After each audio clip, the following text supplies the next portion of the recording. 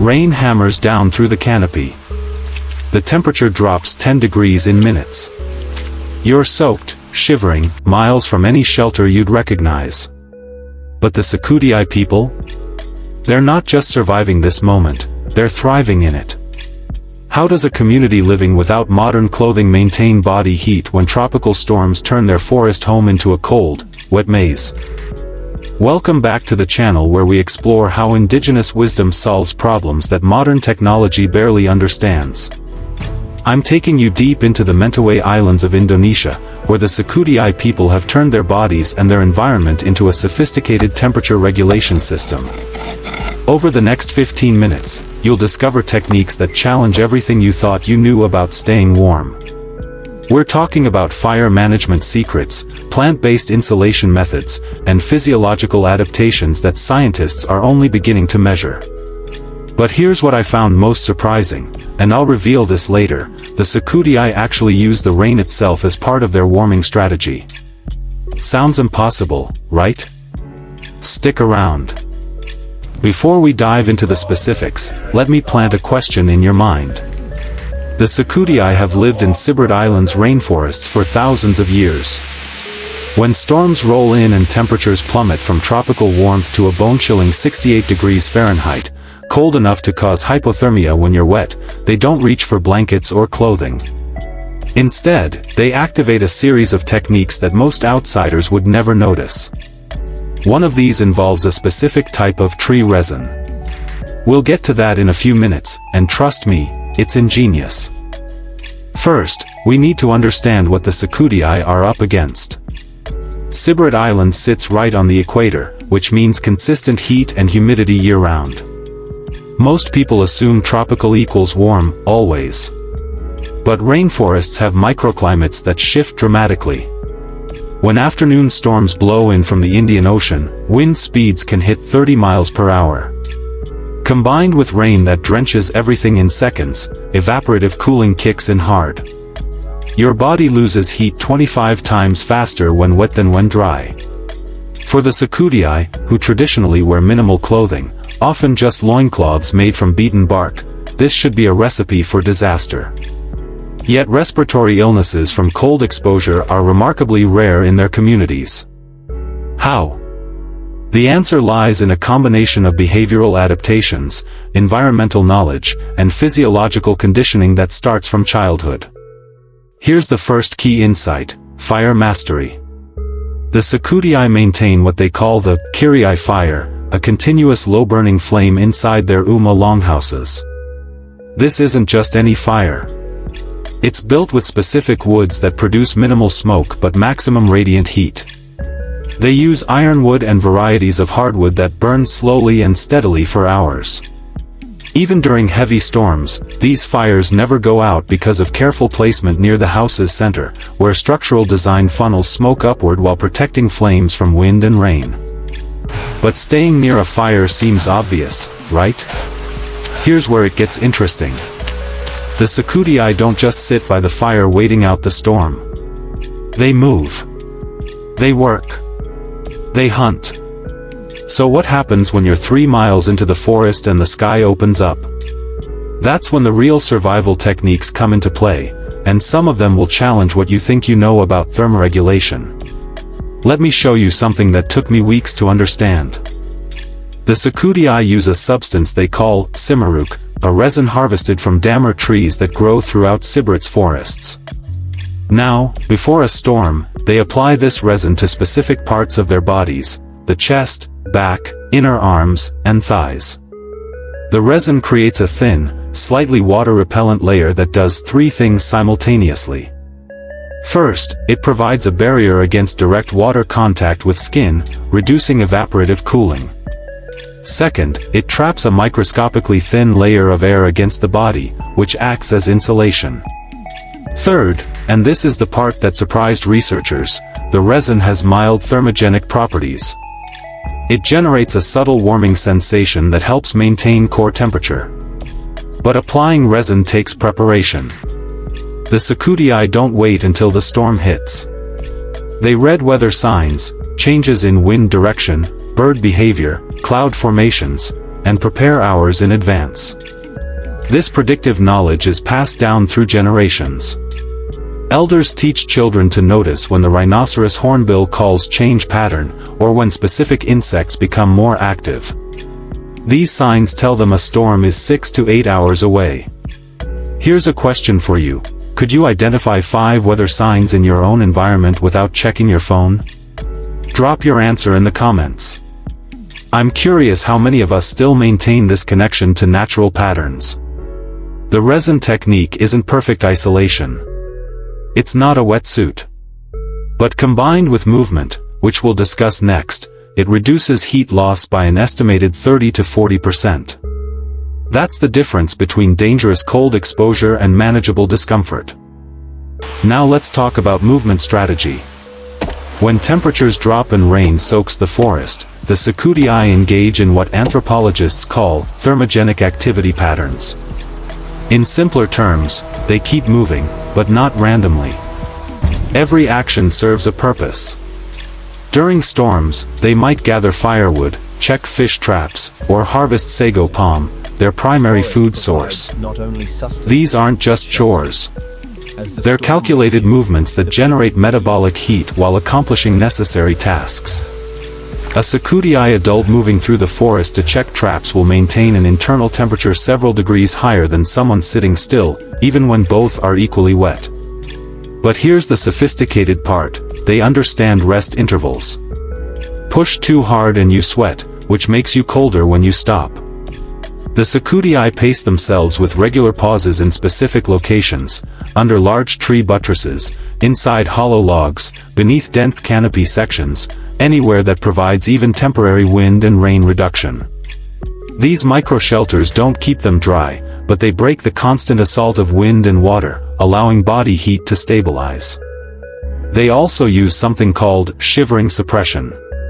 Through lifelong conditioning, many Sakuddei adults can minimize involuntary shivering, which wastes energy, and instead generate heat through controlled muscle tension and movement.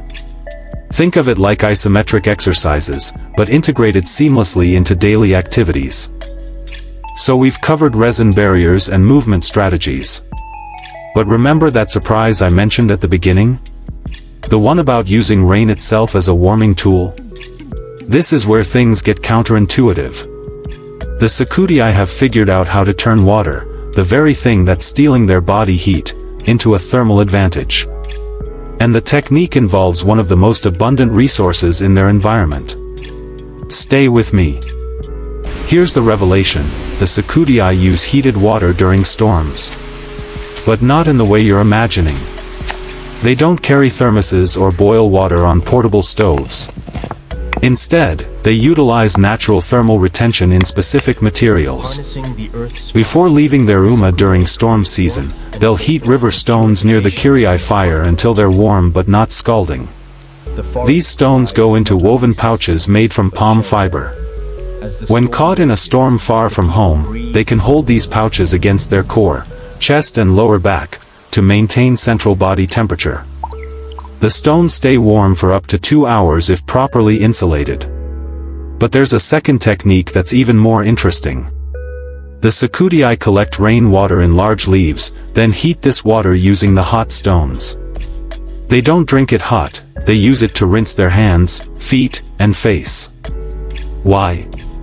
Because selectively warming your extremities sends signals to your brain that you're in a safe thermal environment. This tricks your body into maintaining better circulation rather than restricting blood flow to your core, which is what happens when you're uniformly cold. This psychological physiological component is huge. Your perception of cold matters almost as much as your actual temperature. By creating moments of warmth, even brief ones, the Sakuddei prevent the cascade of stress responses that make cold exposure dangerous. Cortisol stays lower. Heart rate remains steadier. Energy conservation improves. Additionally, they understand canopy architecture. During heavy rain, they know which trees shed water quickly and which ones channel water down their trunks. They position themselves under fast-shedding species where the rain is more intermittent rather than continuous, allowing their skin to partially dry between downpours. Think about this for a moment. How many survival techniques do you know that don't require buying equipment? The Sakuddei's knowledge exists entirely in observation, practice, and intergenerational teaching. No batteries required. No supply chain. Just deep understanding of their environment. Here's my second question for you. If you had to stay warm using only natural materials around you right now, what would you try first? Comment below. I'll respond to as many as I can. Now we get into the biology. The Sakuddei aren't just using techniques, their bodies have adapted over generations. Studies of indigenous populations in similar environments show several potential physiological differences. First, their metabolic baseline may run slightly higher than populations from temperate climates. This means they generate more heat at rest. Second, their brown adipose tissue, sometimes called brown fat, may be more active. Brown fat generates heat rather than storing energy, and it's more prevalent in people regularly exposed to temperature challenges. Third, their blood vessels respond differently to cold.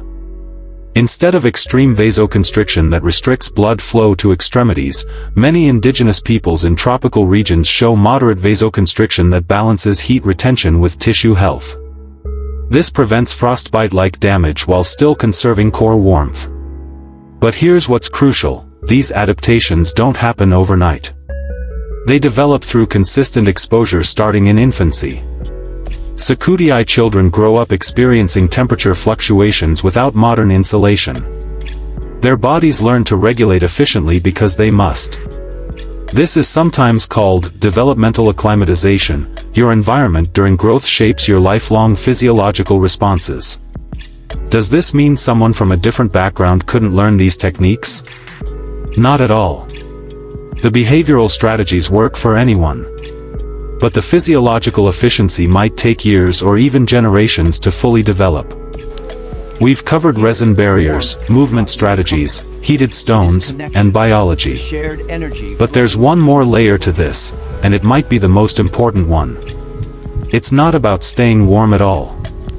It's about what warmth means in Sakuddei culture, and why their approach to temperature is fundamentally different from ours.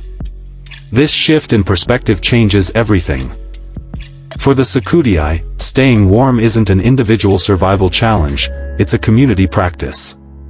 When storms come, families gather in the Uma. The Kirai fire becomes a social center. Stories are shared. Skills are taught. Elders pass down weather knowledge while everyone benefits from collective body heat and the central fire. This communal approach serves multiple purposes. Psychologically, it reduces the stress and fear associated with harsh weather. Practically, it means children and elderly members, who regulate temperature less efficiently, receive care and attention. Culturally, it reinforces the bonds that hold their society together. The Sakuddei view cold as temporary and manageable, not as a threat to be conquered with technology. This mindset matters. When you're not fighting against nature but working with it, your entire relationship to discomfort changes. Cold becomes information. It tells you where to go, what to do, when to rest. Western approaches often focus on barrier creation, better jackets, heated gear, insulated shelters. The Sakuddei focus on adaptation and integration. Both work, but they reflect different worldviews. One sees humans as separate from nature, needing protection. The other sees humans as part of nature, capable of harmony. This isn't to romanticize their way of life. The Sakuddei face real hardships, and many communities now integrate modern tools when available and desired. But their traditional knowledge offers something valuable: proof that human beings can thrive in challenging environments through observation, cooperation, and transmitted wisdom. So there it is. The Sakuddei stay warm in tropical rainstorms through resin applications, strategic movement, heated stones, physiological adaptations, and most importantly, community practices that have evolved over thousands of years. They've turned their bodies into efficient thermal systems and their environment into a resource library. What can we take from this? Maybe it's the reminder that solutions don't always require more stuff, sometimes they require more attention. More observation. More connection to the patterns around us. If this perspective intrigued you, hit that subscribe button and tap the bell so you don't miss our next exploration. We're diving into how another indigenous group preserves food without refrigeration for over a year, and their techniques are now catching the attention of sustainability researchers worldwide. Here's my final question, and I really want to hear your thoughts. What traditional knowledge from your own family or culture do you wish more people understood? Drop it in the comments. Let's build a resource together. Thanks for watching. Stay curious. Stay respectful. And I'll see you in the next one.